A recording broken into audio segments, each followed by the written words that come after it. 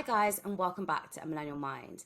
Today, I'm so excited to introduce you all to the CEO and co founder of Flair Impact, Nii Cleland. So, hi, Nii. Hey, Shiv, how are you? I'm good. How are you? Yeah, very well, thanks. Very well. So excited for this. Thanks so much I for. know it's so weird because I guess people don't know this, but we went to university together, so it's just weird to now be doing a podcast with you. I feel I because we were know, I friends at know, uni, and now to be sitting down and actually talking about something is quite exciting, really. I know. I can completely agree. I'm so happy you reached out for this. Gonna Yeah, be. no, well, we actually connected again through lockdown, and you were telling me all the amazing things you were doing. And then when I was thinking about this season, I really wanted to talk to you because I love what you've done with Flower and how you've pivoted. And we'll talk about that all. I won't give it all away.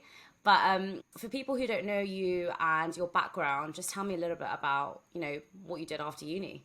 Yeah, so Shiv and I went to Warwick together. After that, I went into banking, as did like half of our Yeah. university, and did it for a couple of years. Had to leave for a couple of reasons related to like health, and I'd never really wanted to do it long term anyway. And then ended up studying about how to be an entrepreneur at UCL, and through that ended up working on a startup and bringing my cousin on the journey with me. That was around 2017. So you say you studied about being an entrepreneur. What does that mean? I'm sure everyone listening and watching to this is like, tell me more. I want to do that. Yeah, no, really, really good question. So there's this course at UCL called Tech Entrepreneurship, and the aim of it is to come up with a startup idea. Okay. A lot of people kind of do the course because they think it's a good thing to do to learn about how to build a startup with the view to kind of go and do it later down the line. But I went in with the mentality of by the end of this year, I need to have created a startup. Right. So I didn't do too much of the going to lecture side of things. More, it was more just, okay, I want to surround myself with an environment which is all about building a startup, and that will get me Right. into the mindset of actually building my own thing.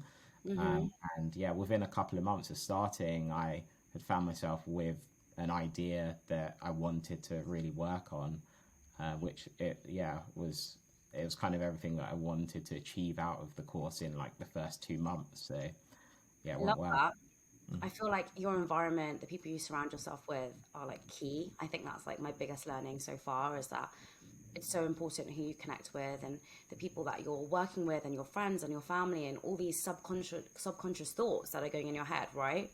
So 100%. when you say within 2 months you thought of an idea, take me through that process because I think, this is startup season. One of the things that people watching and listening to this are going to be doing is thinking either I have an idea and I need to be feel more inspired to get along with my journey, or some people may be thinking I just have no idea how to start a business or how to think of an idea. Like, what are some of the things that you did that Yeah. helped you think of this idea?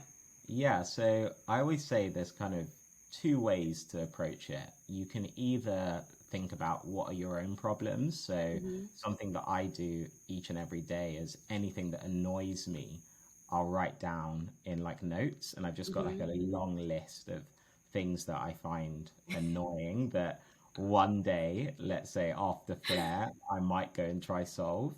Right. And I love that. uh, I love that so much because I do the same, but like sometimes mine are like not obviously related to products. It's just like this just irritates me in life.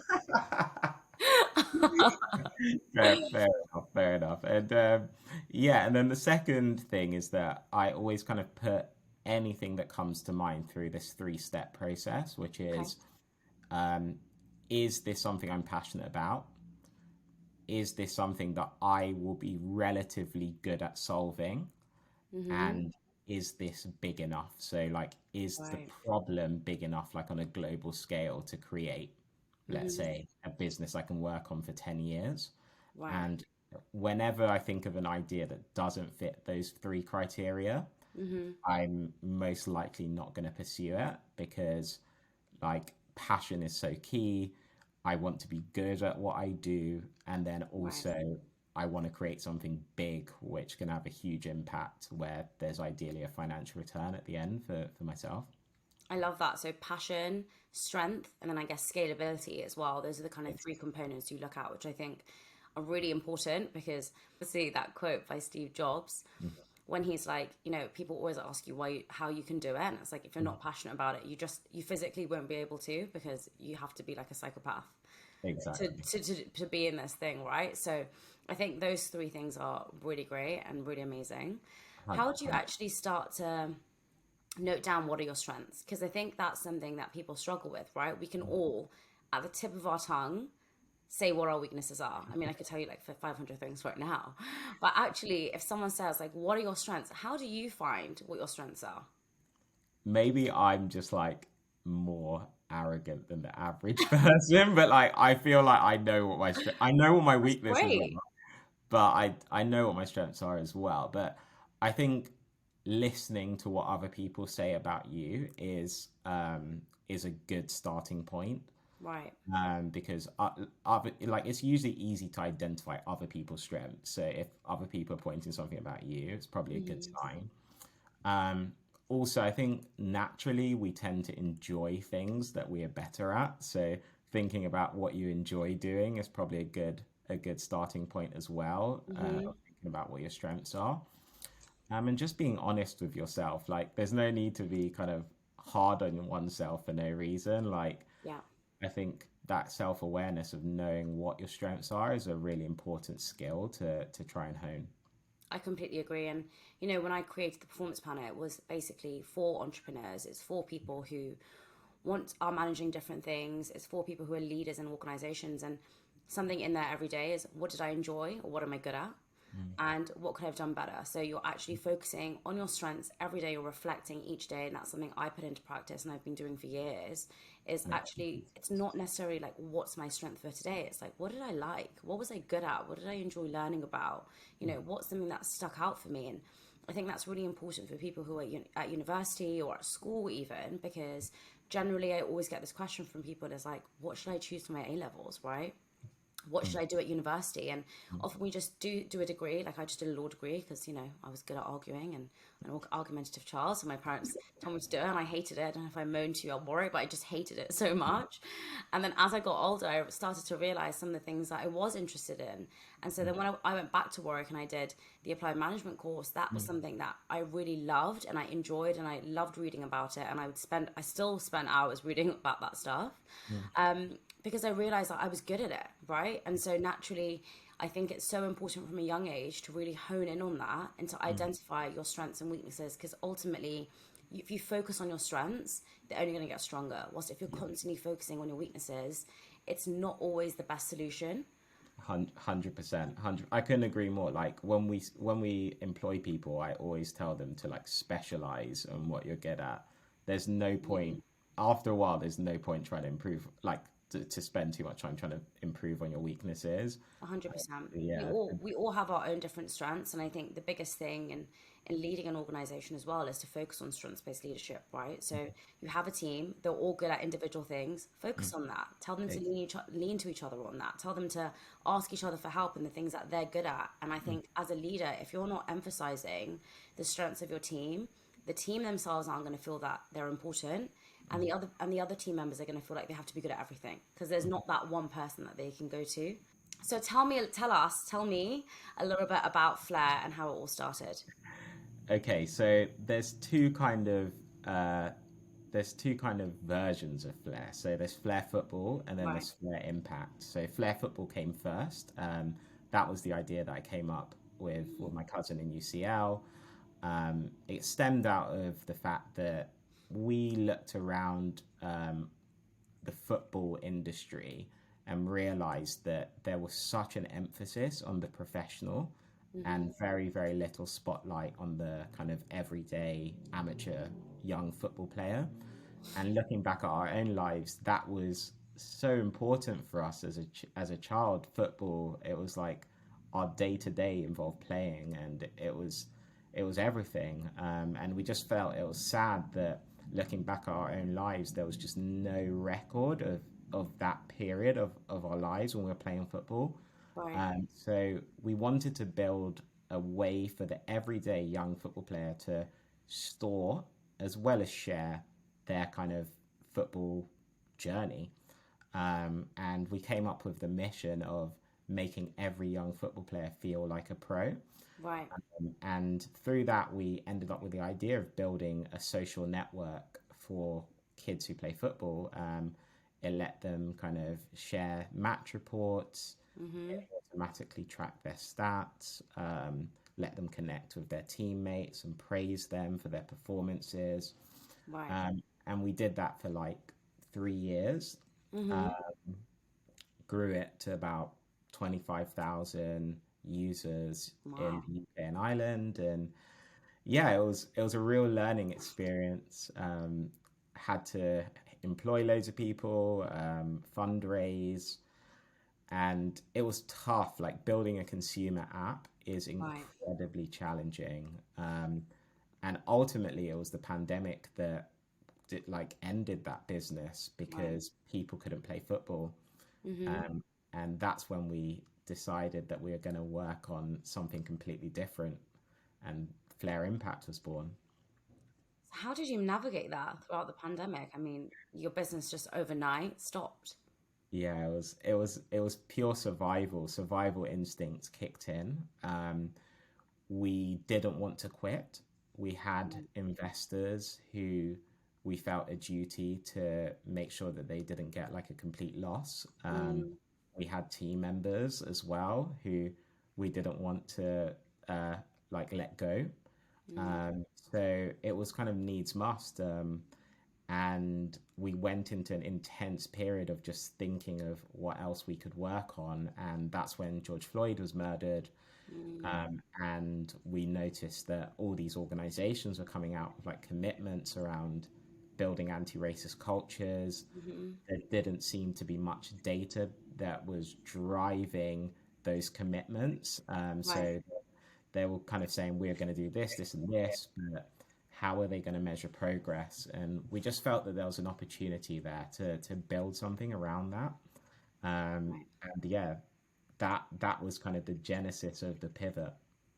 I find it so interesting. Obviously, I know your story, so I'm trying not to put my kind of opinion on it straight away. But I find it so interesting how you just pivoted from flat football to flat impact kind of overnight. I know it wasn't overnight because I remember you had a fundraiser, right?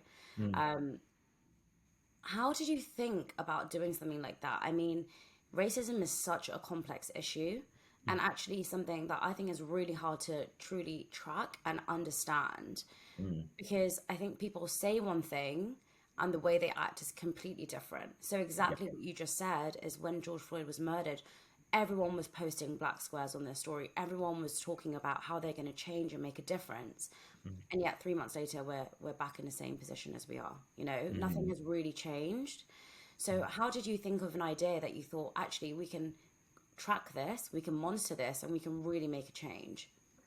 Yeah. So I think firstly we had to work out like what were the problems that people were having that we Right. wanted to measure, um, and then think about what's the best way to measure them. So we did loads of research, first-hand research, interviewing like people across loads of different industries, our friends, young people as well. Mm, And we kind of realized that there were a few commonalities in terms of the challenges that people were facing. And then we had to think, okay, how do you measure each of those challenges? So something like people kept saying that they didn't feel comfortable in kind of challenging racism when they saw it. mm, And we thought, okay, what's the best way of measuring that behavior? And we landed on like situational judgment because right. that had been used in other industries. And then we asked about like, we realized that people were, one of the problems that they were facing was just like a lack of racial diversity in their organizations. So looking at racial diversity, a lot of organizations will say, okay, we have 80% of our organization is white, 20% BAME, which is just not a very scientific way of quantifying racial diversity. Mm, So we are always thinking, what are people currently doing to measure these common problems that we faced? They mm-hmm. were either doing really poor things to measure them or not measure them at all. Right. and then thinking from first principles, how do we think is a good way of measuring them? What's really interesting as you're telling me this story is you're in survival mode and yet you're doing all this research. Now, what's really hard, I think, is that when you are in that mode of like, oh my God, we're going to lose the company, to spend time doing research, to speaking to people, to understand things, to test the waters, I guess, is really hard. How did you manage that mentally and with your team?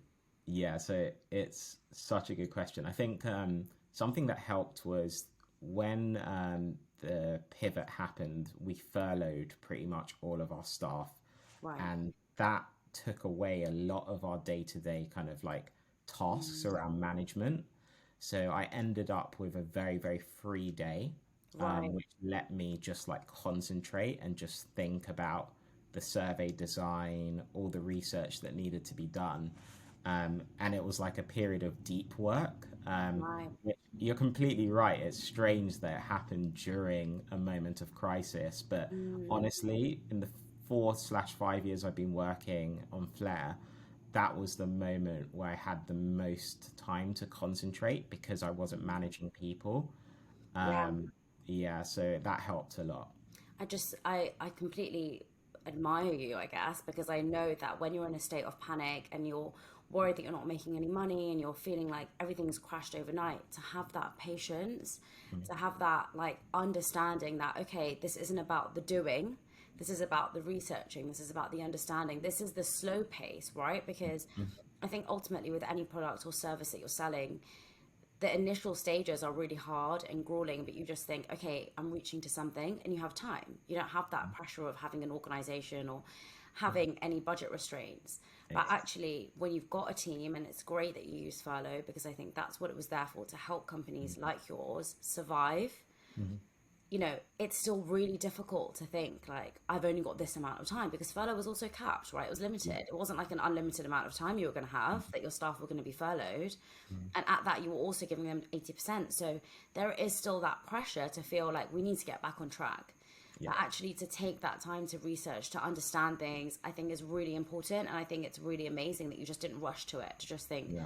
let's just do this. We need to start making money now. It's really important to have that understanding phase. So I love that. I love that you did that.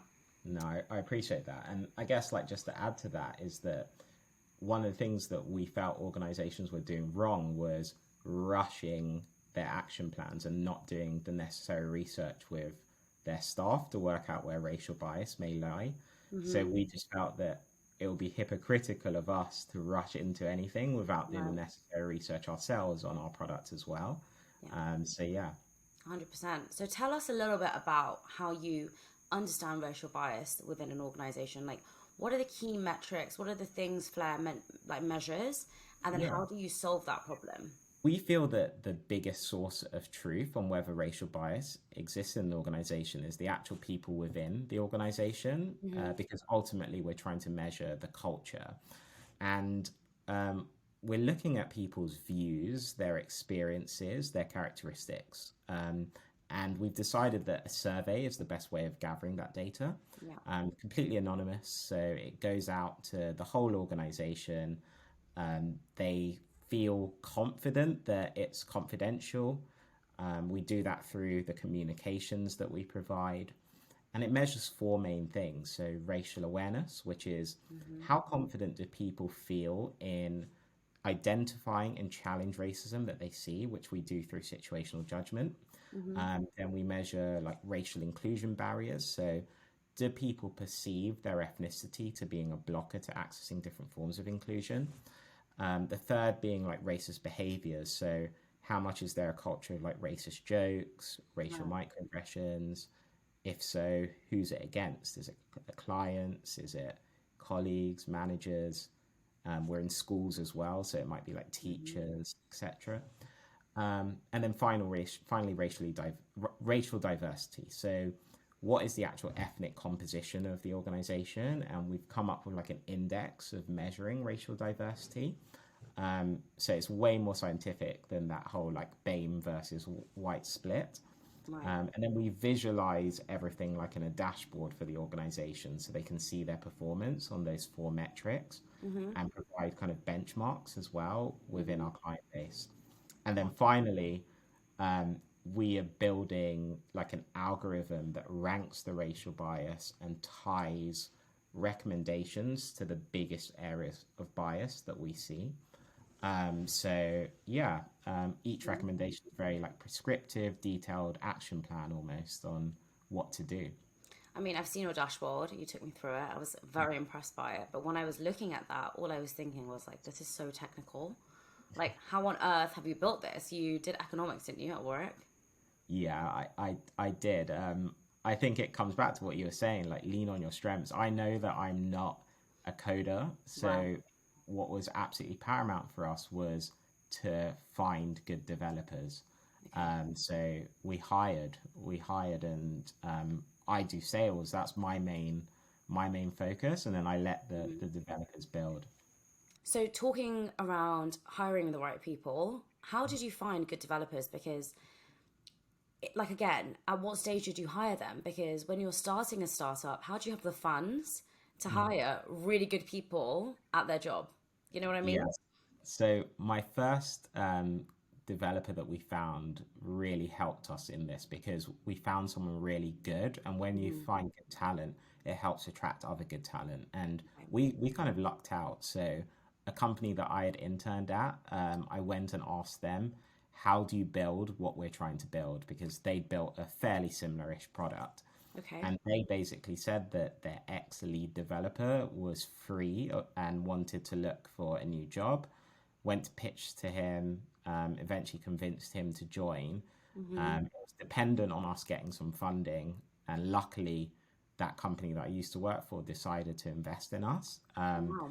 So, yeah, that was our lucky break. And then from that moment onwards, it was just about leveraging his expertise as kind of a sense check on who we were trying to hire because he was good. He knew how to assess who else was good, and that helped us attract talent.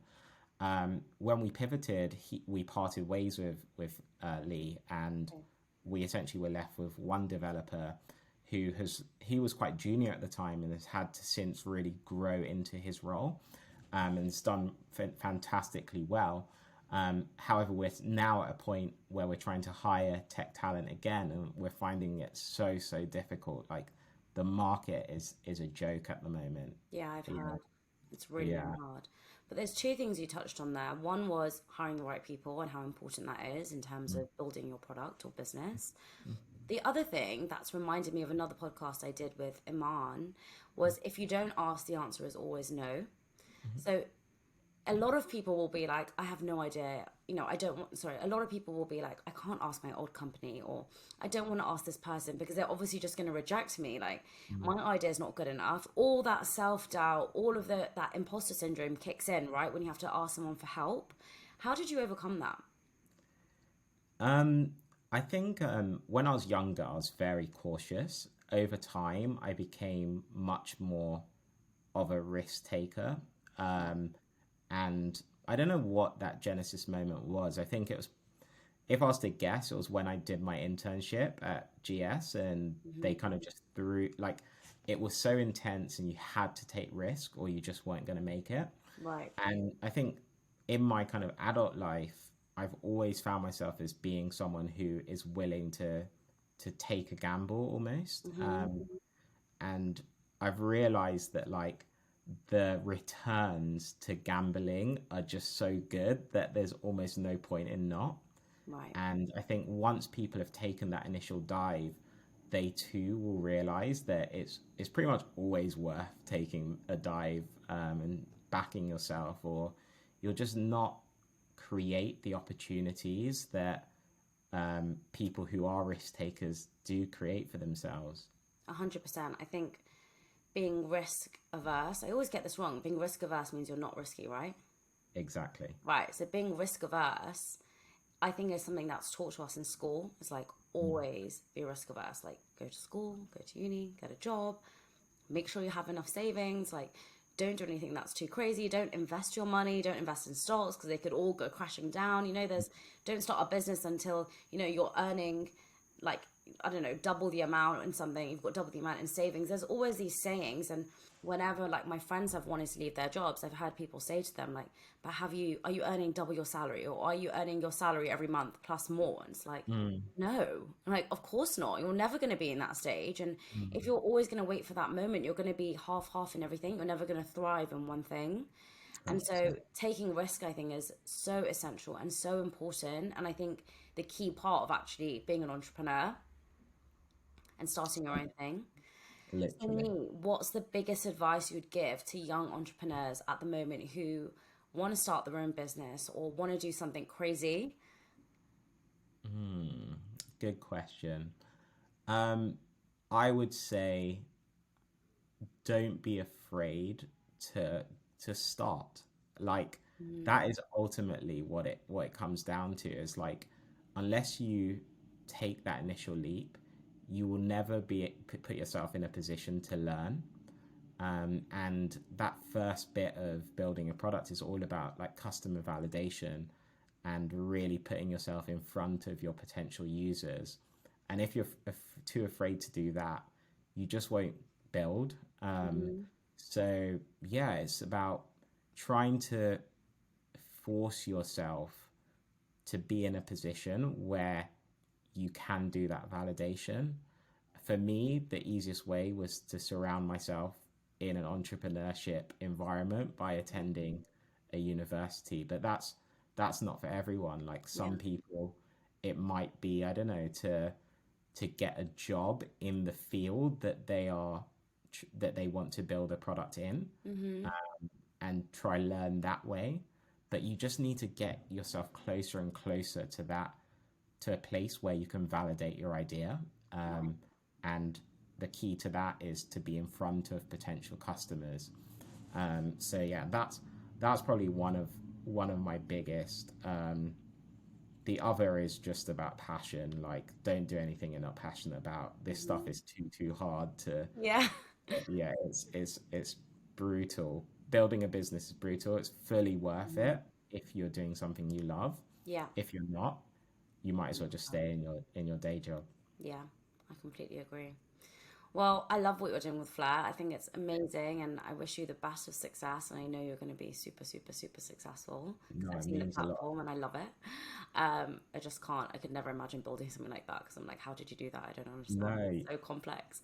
But no, congratulations, and thank you so much for coming on the podcast. no, the pleasure is mine. Thank you. Looking forward to it coming out for sure. Sure.